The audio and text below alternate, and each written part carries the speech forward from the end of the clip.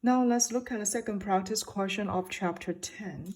So the second question asks to do a hypothesis test about mu1 subtract mu2. And then let's look at this question first. The management of the regional hospital has made substantial improvements in their hospital and would like to test and determine whether there has been a significant decrease in the average length of the stay of their patients in hospital. The following data have been accumulated before and after the improvement. So at 5% level, test to determine if there has been a significant reduction in the average length of the stay. You can notice here we have after and before data, right? We have the sample size. Sample size will represent by n, okay? We have the means. So means here represents by x bar, okay? And then we also note their standard deviation, sigma. This is the standard deviation from the population. And then it has 3 questions related in this question. So those questions are related to do the hypothesis test about mu1 subtract mu2 if the population standard deviation sigma 1 and sigma 2 are already known, okay? So this is a very important assumption. Now, very similar to just one population, there are also 3 forms of their hypothesis test about their mu1 subtract mu2. So we will have one-tailed test and two-tailed test. Within one-tailed test, we have the lower-tailed test, okay?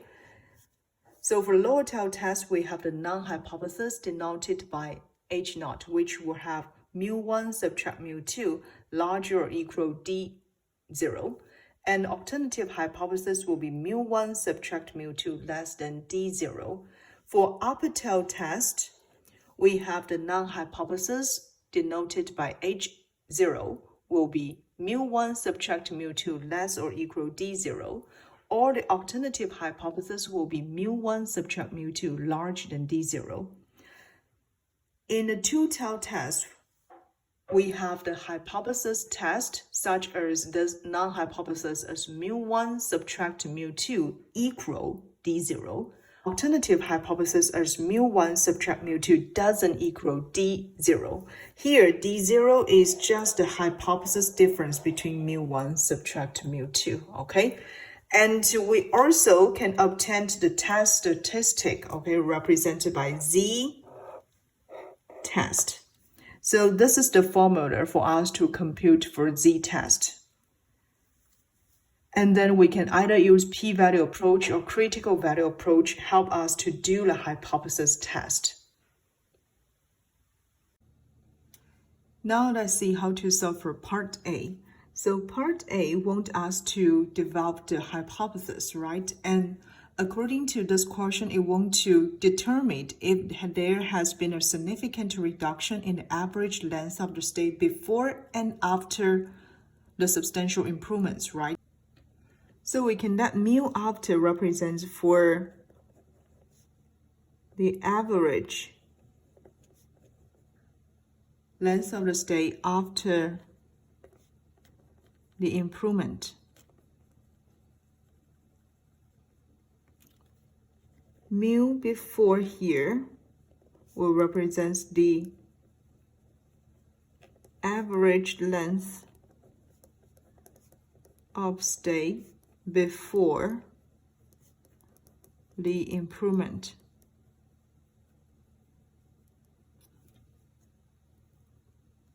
Therefore,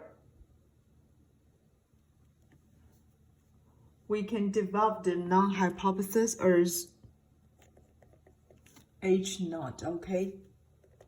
We use mu after minus mu before large or equal 0, okay? And alternative hypothesis will be mu after subtract mu before less than 0. So from this part, you might notice This is the one-tail test, right?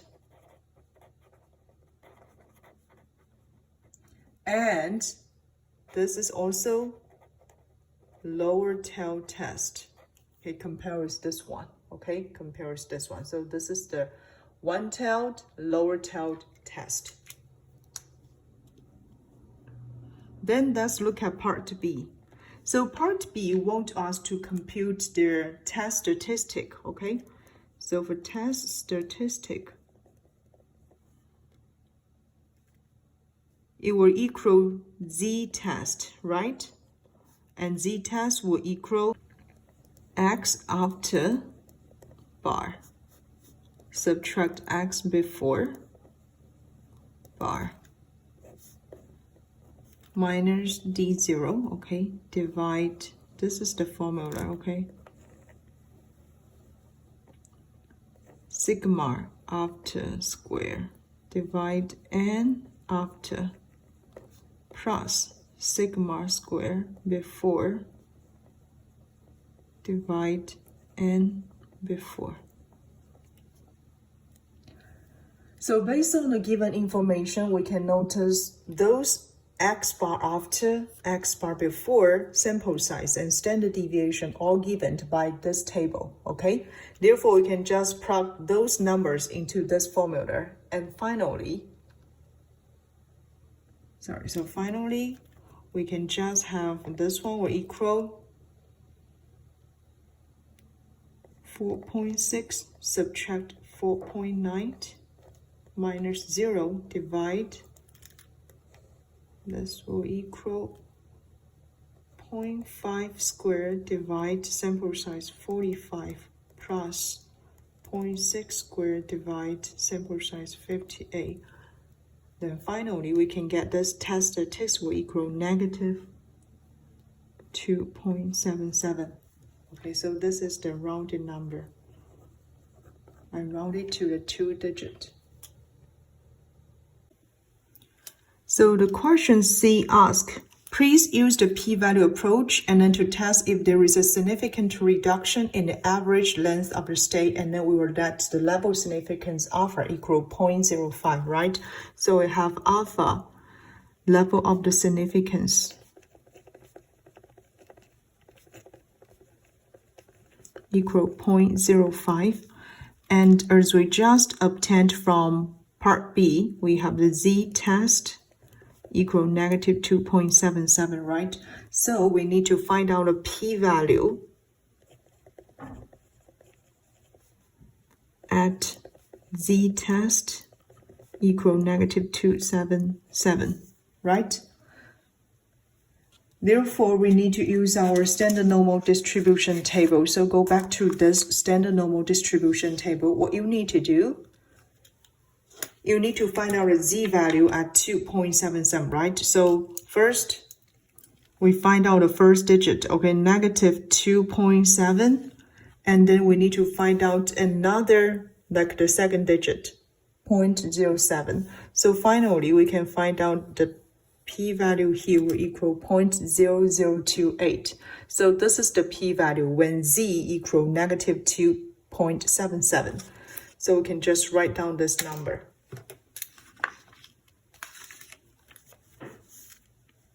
We can find out the p-value at z equal negative 2.77. Actually, this one will equal 0.0028. Okay, so this is the p-value. And from here, we notice the p-value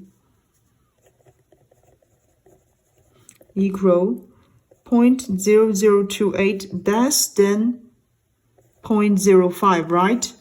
So we will reject the null hypothesis. And we can conclude that there have been a significant reduction, okay? There have been significant reduction in the average length of state and average length of state before and after improvements.